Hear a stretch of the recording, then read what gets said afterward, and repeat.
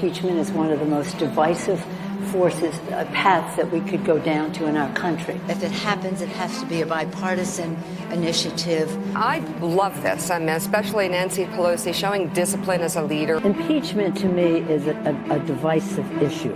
This would have to be bipartisan to go forward. Pelosi is walking a very fine line here, and she's doing a very good job. Nothing as divisive in our country, on my view, than impeachment. If that happens, it would have to be bipartisan. This is pulling back in such a brilliant way. Unless you have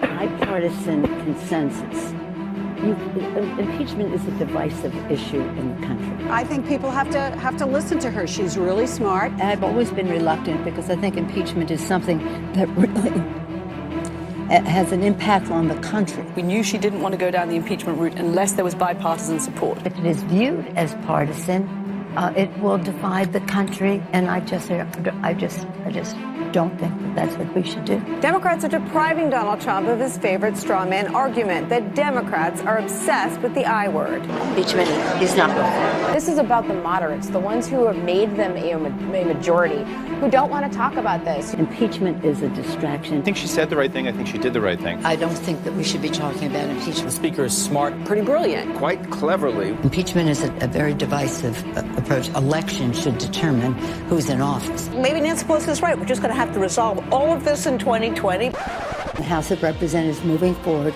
with an official impeachment inquiry. Sadly, the Speaker lost control of her own conference. There is no bipartisan support for this impeachment process. No Republicans voted for this resolution. It was a party line vote. A bitter party divide. It did pass along party lines. If this just continues along partisan lines, it certainly doesn't look good for Democrats. Is it possible that this could have a negative impact on your party's prospects in 2020? Sure it could.